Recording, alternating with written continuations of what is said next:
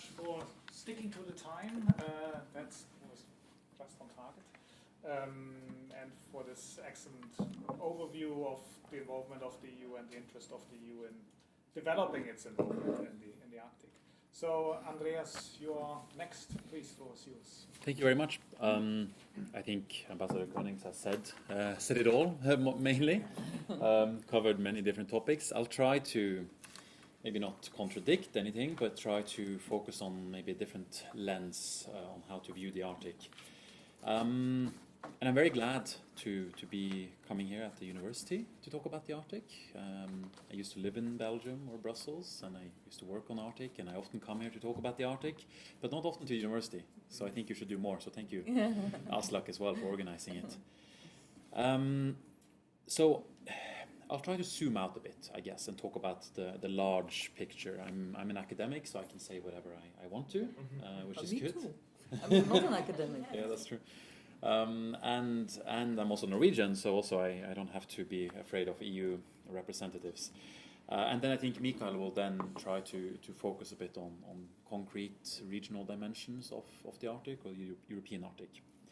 So, and since I only have, I guess now 7-8 minutes left, then I'll try to be brief. But first of all, what is the Arctic environment that we are discussing?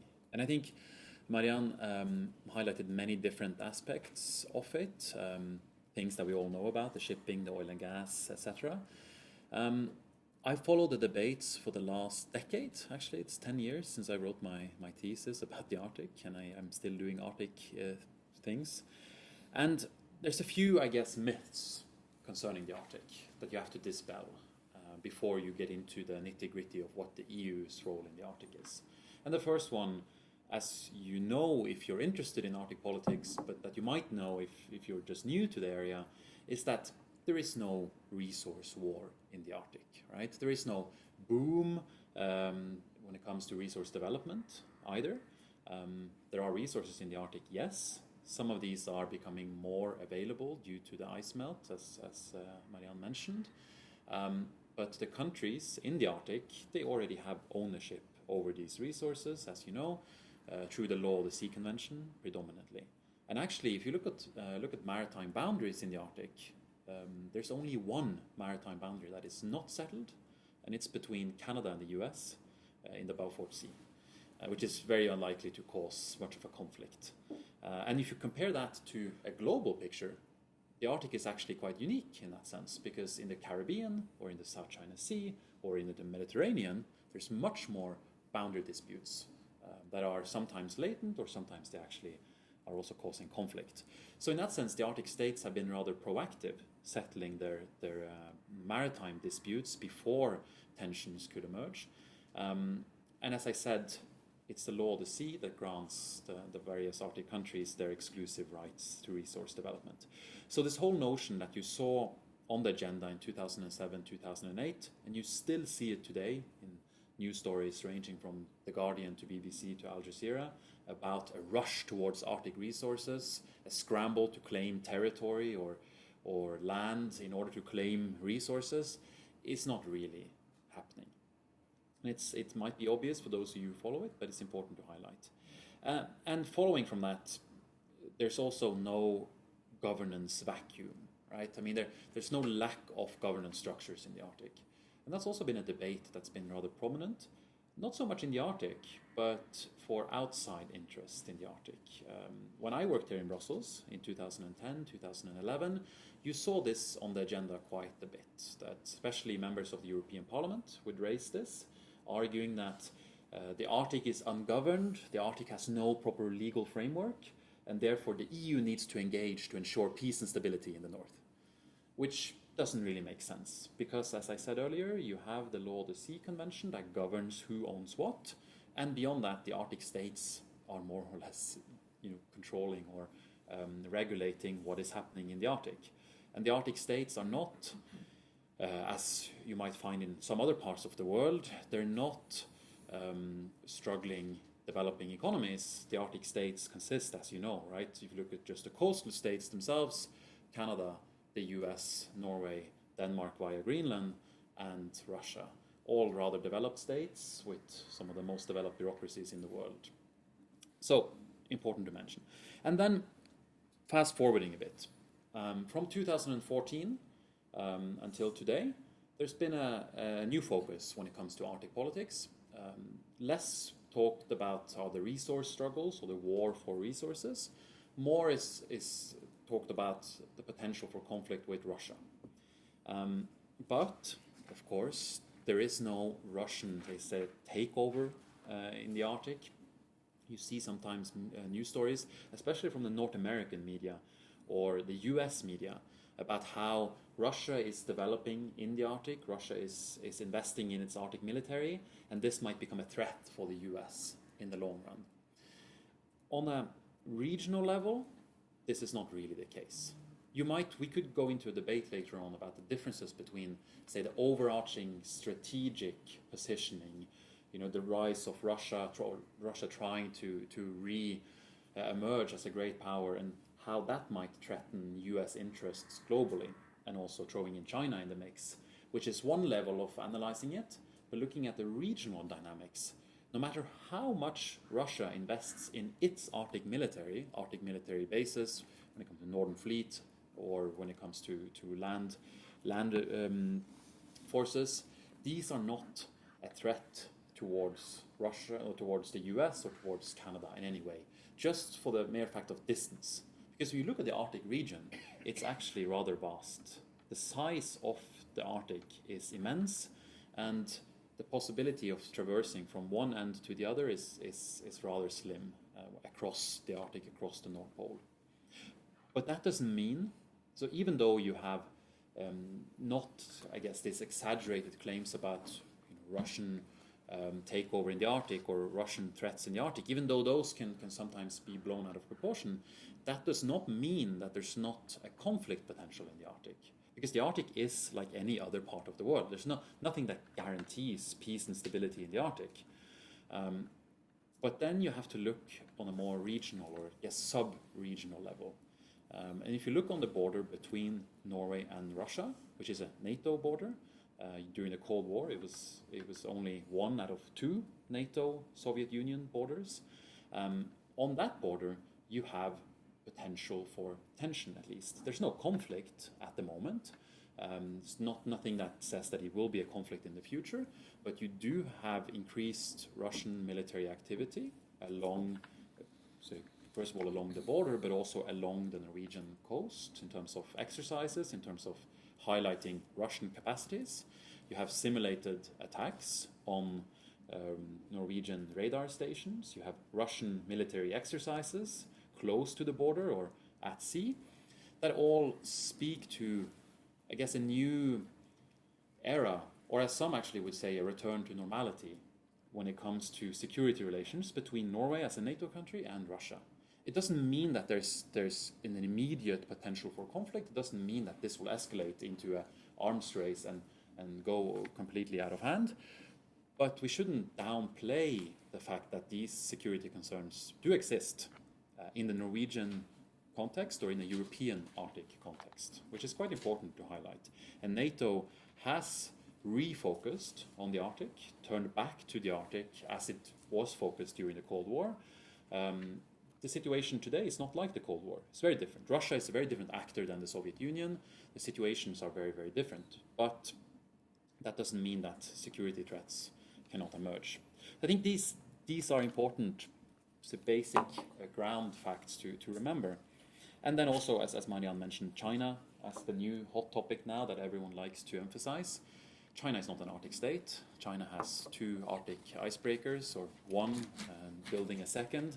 But China is showing a strategic interest in the Arctic. And that goes back to what I said earlier in terms of this separation between who can actually operate within this region, who can do something in this region. China has a very little capacity to do anything when it comes to actual presence in the Arctic. But China is showing a strategic interest that is manifesting itself predominantly through investments, or maybe the hope of investments. We haven't seen as many investments that everyone has been talking about. We haven't seen all of it actually maturing yet. But there's a lot of talk about Chinese investments in critical infrastructure and etc. And we also see it in terms of research, engagement in research from Chinese actors. So, where does the EU fit within all of this? I mean, I could probably spend 30 more minutes talking about the different nuances of the Arctic situation or environment, but let's try to focus on the EU then. The way I see it, having watched it from the outside, having never worked within the hallways of the Commission or the European Parliament on these matters, what I see since the EU's or the Commission's first policy on the Arctic or document on the Arctic in 2008 is, until today, 11 years later, is some inconsistency, especially seen from the outside. And then I think this is how the EU has been perceived as well from not only by academics but also from countries like Norway, like Russia, like Canada, countries that are in the Arctic but not part of the EU. And there's been some inconsistency. Engagement, I think, when it comes to Arctic issues has fluctuated. Sometimes it rises on the agenda for various reasons at the moment, but then it kind of goes away eventually. And I think it's only in the last few years that you've seen, and I think this coincides, of course, with Marianne's ambassadorship and the EU's more recent engagement. It's only in the last years that you've seen a more, call it a steady focus on the Arctic and a steady interest on the Arctic. But going back to the inconsistency, from the outside, if you're not a Brussels expert and you don't understand how the EU actually works, what you see, what you hear, are different voices interested in the Arctic. Because, as you all know, the EU is a multi-headed animal at times.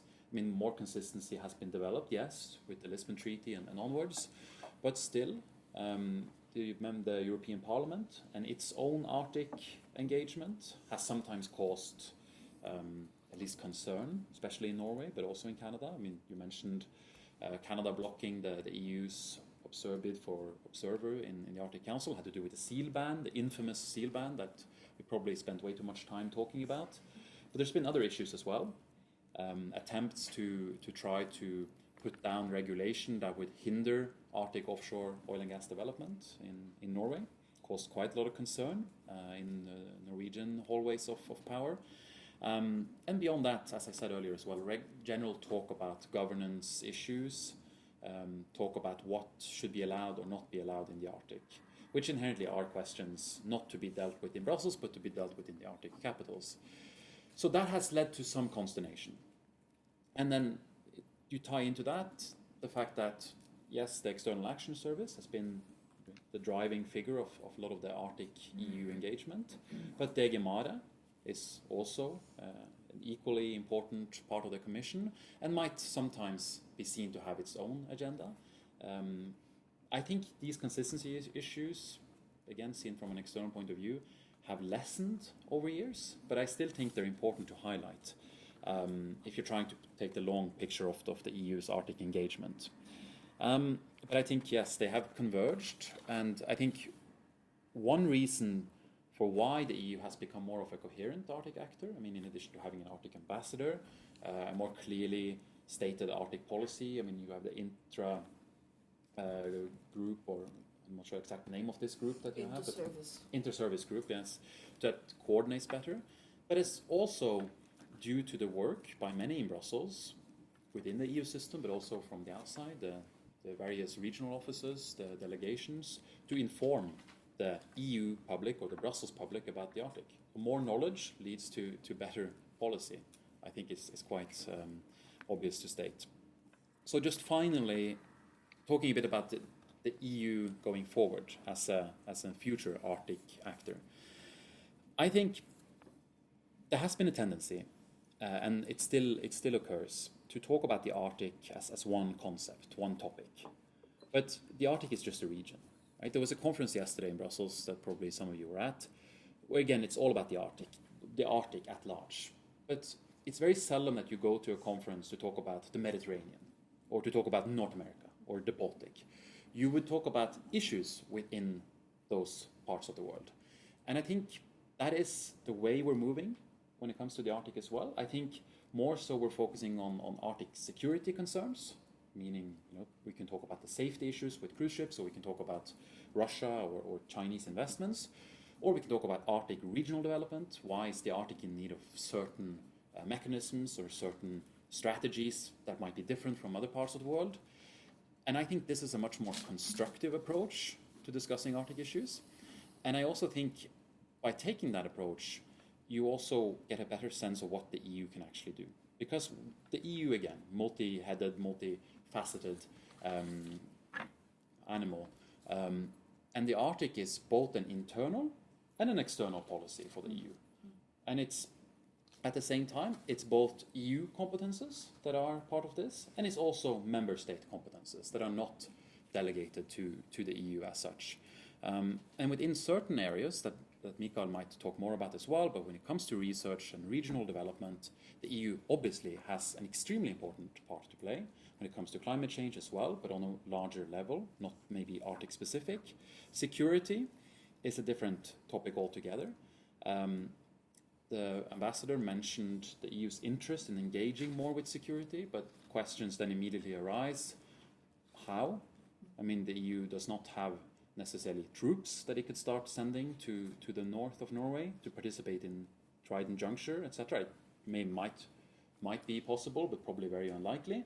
But maybe there are other measures that the EU could instigate when it comes to security, confidence building issues with Russia in particular, or just a general awareness building exercise amongst its member states, making sure that France, for example, understands the complexities of EU security environment and doesn't necessarily call it the Middle East or the new Middle East, as was referred to very recently from Paris. So, I mean, these are broad conceptions and we can debate them further, but I think the EU has an important role to play in the Arctic, but it varies on which issue that we talk about. It varies on competence and also even varies on the geographic aspect of it. Because in Canada, the EU, of course, is less relevant than in North Norway. And that also speaks to the complexities of the Arctic region. Thank you. Thanks very much indeed for that overview. Nicely summarized there on your slide, what Arctic, EU's approach, future role. I forgive you that you used up the time that the ambassador saved us.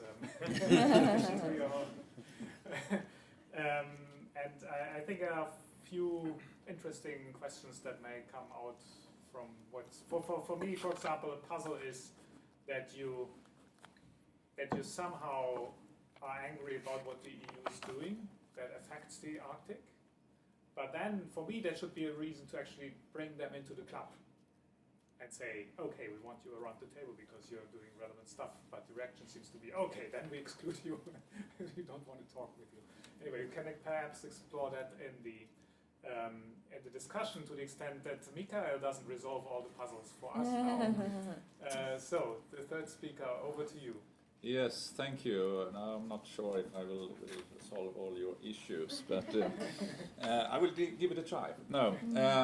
Yes, Mikael Jansson, then Director for North Sweden European Office, as you heard, but also coordinator for the moment for the northern sparsely populated areas, consisting of 14 regions in the northernmost Europe, in Sweden, Finland, and Norway. Not all parts may be considered to be Arctic, but still we see some of the regions being in the Arctic and some of the region being close to the Arctic and especially a part of the Arctic debate, and being regions with about 2.6 million people with about 0.5 inhabitants per square kilometers. But it's also important to say that there are many different Arctic, and the European Arctic is still the urban, inhabited, advanced and connected Arctic in relation to the other Arctic. And that is also why it's important to see it as a part of the EU legitimacy into the Arctic discussion. And I think this setting is very much, for me, what is the EU Arctic policy. You have the policy level on the EU level. You have the research representatives delivering knowledge on the Arctic, because as is said here, I mean, EU, of course, are still, at the moment at least, 28 countries. And that means that you have probably 100 different views of the Arctic, and you have even 28 different Arctic national point of view. Some are very much close to each other, some are not. And therefore, I think the EU is the arena to leverage the knowledge and the common idea on what is Arctic. And to this, having the regional level on board in this debate, because we are the Arctic. Not the full Arctic, we are a part of the Arctic. And we can deliver the European perspectives into the Arctic, also out of the cooperation we have with other actors around.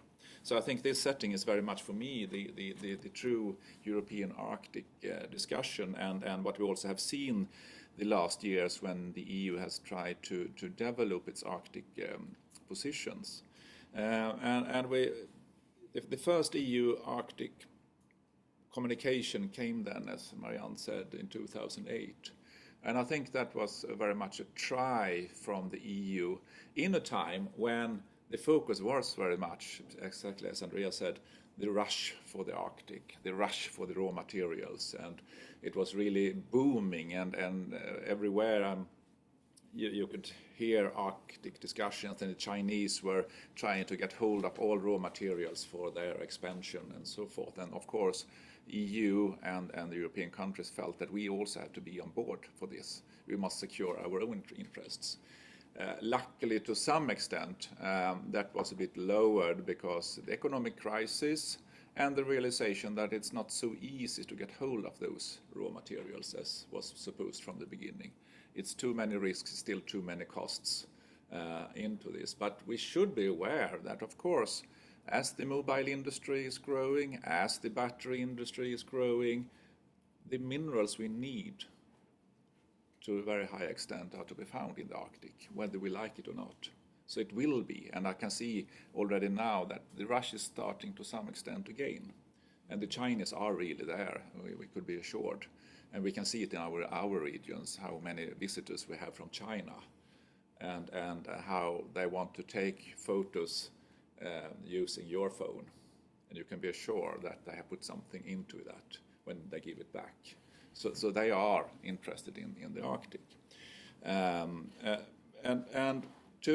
But I think 2008 was very much some tryouts, and I think also EU realized that they went into some issues that they weren't really prepared for. And one of those was, of course, this creation, which is really good. I mean, we think it's really good with this Arctic Indigenous Peoples Dialogue, and we think it's important to have that. But it's also important for the EU to see that if talking Arctic and knowledge about the Arctic and talking EU policies, you need to address all the different aspects of the Arctic. And we as a regional office, of course, tries to capture all interests, but it's still important to have the dialogue directly also to the EU on those issues. So it has been a development. In 2012, the second EU communication came. And I think then it was established, really, of course it was already in the first, but this you had those three pinpointed main objectives in the Arctic discussion, and that was, of course, the climate. Of course, it's one of the main issues when it comes to the Arctic, and very much connected to research and research investments, because exactly that is where the EU can make a difference. And to international cooperation, which is another word for security policy. In the sense that is, of course, it's needed, and the way to not lose this low tension area is to keep up the international cooperation, the dialogue, the discussion, and to make use of the EU's also knowledge, because the whole EU is a discussion club. So of course use that knowledge into the Arctic discussion, and therefore also be a part of the Arctic Council, delivering also the EU's perspectives into this, and therefore asking for becoming an observer in the Arctic Council. And as we heard, it's still not, but at the same time the EU are. But the second pillar was to really get sustainable hold of the Arctic assets. the raw materials. And I think it was there and then we, in the NSPA network, I mean, of course, especially the Norwegian and the Finnish regions has been much more into the Arctic, I can admit, than maybe the Swedish northern regions has been. Due to the closeness to Russia and, of course, to the fisheries and so on when it comes to Norway. But also, I think, because we have had some different national also perspectives on the Arctic, where the Swedish government maybe not has been so much into the Arctic discussion, and that has also influenced the regional perspectives on this, because we have always by tradition been very much looking to the main capital.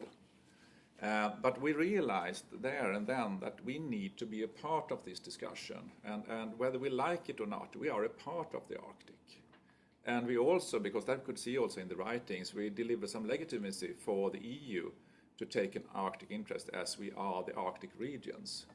And if we don't engage in that debate, some other will do. And it's not necessarily good for us. And it's not necessarily good for the policy development for the full of EU. So there and then we realized we need to get into this discussion and do it together, because the NSPA is of course 14 regions, and I mean we have a lot of in common and also dialogue and cooperation with regions in like Scotland. I think we have increasingly interest in Canada and so on, because we are starting to realize we have so many in common issues. Of course there are big differences. I mean, we do not have, for example, the salmon fishery so much, even though we have some, but not that much. We have a lot of minerals and also more of bioeconomy, the forest and so on, that maybe not is so much in other parts. But it doesn't really matter, because the challenges and the circumstances and the potentials are very much alike. And we can also see now that connects also to other parts of Arctic, where we also start to see business opportunities for mineral excavation for our industries, and because we are quite good at this, and climate or clean tech for the Russian side, that is really needed. So I think we see for ourselves, of course, regional development and so, but I think we also realize that we need to take a part in this more global discussion and to be a part of this Arctic debate out of both our own interest, but also that we realize that we are a part of this larger debate. And therefore we were really happy, because we felt that when we started this dialogue, the EU were really meeting us and were interested in to have that dialogue. And that is also so when the communication or the policy in 2016 came, the second pillar is to deliver or to support sustainable development in the Arctic region. And that is, of course, an extremely shift from just looking at raw materials to development. Of course, the need for raw materials, the need for everything like the assets and so on are a part of that, but it's not the full picture. The full picture is more to get to in dialogue with the regions, see how can we make this in the best possible way together with the actors and the knowledge you have on the regional level. And this is also because what maybe surprised us to some extent was that we also felt that one of our best friends was the External Action Service in this. And the External Action Service, I mean, Marianne and her team, they are to be looking on the international, not within the regional development issues. They are to look at the international cooperation or the international aspects. But of course, if you look into it, and as a bit like Andrea said, I mean, EU do not really have any own tools other than soft power. EU do not have any military. EU do not really have an own economy. EU do not. What tools do the EU have? It's soft power in different ways. And one of those really strong powers is people-to-people cooperation, researcher-to-researcher cooperation, business-to-business cooperation, and investments in this to secure knowledge, secure the safety or security discussion, to secure also the EU's own knowledge to be able to be an actor in the Arctic business. And therefore we have felt that we are sort of not a tool, I wouldn't say so, but we are a talking partner, and that we have felt, and we think it's really important to keep this up, because we see also, of course, now that this geopolitics is back in business. If anyone thought that had disappeared, it just needed one election in the US. Beside all other actions that do happen, China is rising, Russia is trying to find itself and find its context, and Arctic is one of those contexts, and they will maybe not use military, but they will pay for the use of their waters and their other parts of the Arctic, and they will use the military to assure that everyone do pay. I'm quite convinced of this. And in this gameplay, you can say, of course, the risk is that you lose sight again, that you are on the arena of these big policies and the big climate issue and the raw materials and also the security policy, forgetting that everything happens at some place, and that place is in the local, regional level. And you can't forget that when you are developing your policy and also investing into having legitimacy in the Arctic discussion. So I think as I end there, but I think that is the very overall picture on our role in this and the role we try to fulfill. But also, as I said, I think this very good process that we've had together with the Commission, with the stakeholder processes and so on, and it's very important that that is not losing out of sight for the future policy. Thank you.